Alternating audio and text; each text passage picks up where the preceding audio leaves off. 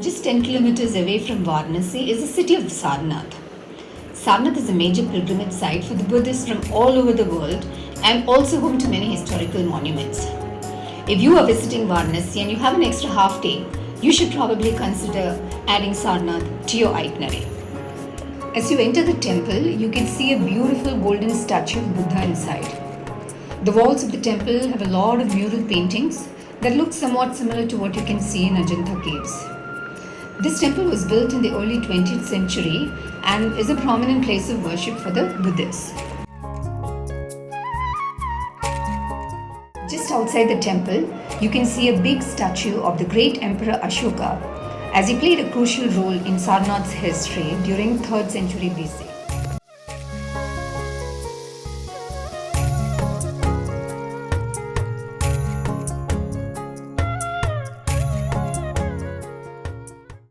We are now walking towards the Bodhi tree. Sarnath is a place where Buddha delivered his first sermon after getting enlightenment to his 5 disciples, which is known as Dhammacakkappavattana Sutta. Here you can see the statue of Buddha with his 5 disciples around him.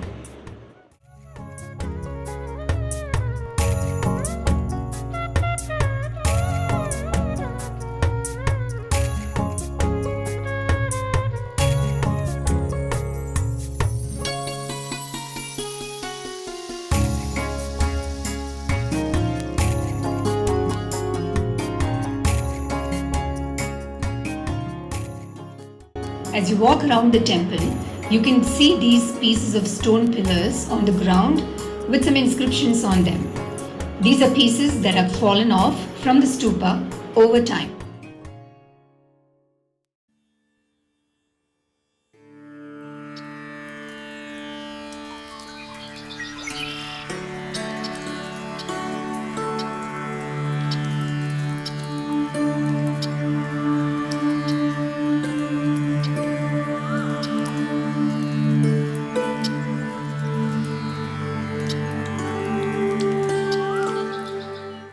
This is a young monk whom we met here.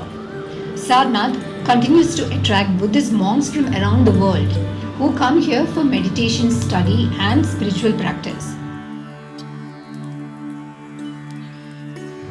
We are now walking towards the stupa, also called Dhammak Stupa. This whole place is very serene and beautiful. On the right side of the canal, here is a deer park with some deer, peacocks and some other animals. But if you come in the summer months, be ready to embrace the high temperatures here and make sure you come with an umbrella or a cap and some bottles of water.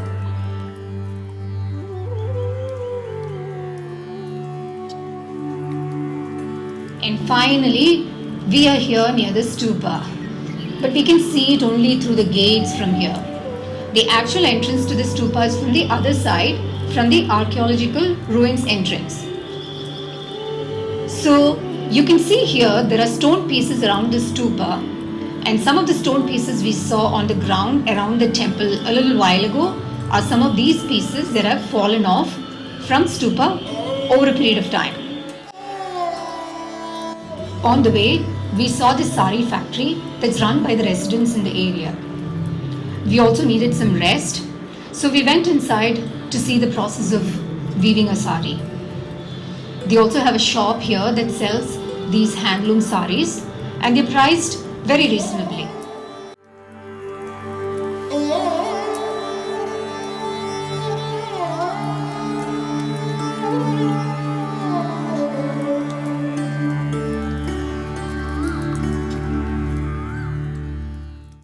From the temple area, we are now walking towards the archaeological site and the museum entrance. It's a good 10 minutes walk. There are many handicraft shops on the way that you can see as you walk on the road. And finally, we are here at the archaeological ruins of Sarnath. These ruins date back to the 3rd century BC from the times of Mauryan Empire. They were covered under the mud for a very long time, many centuries, and was excavated by the British in the early 19th century. This is a famous Dhammak Stupa. and it was built by Emperor Ashoka at the actual place where Buddha delivered his first sermon. Dhamak Stupa got its name from the two words Dhamak meaning dharm and ek meaning first time. It is believed that this is where dharm started for the first time. The stupa is shaped like an upside down bowl that Buddha used to use, and it is believed that this upside down structure will give the guidance for his disciples' teachings.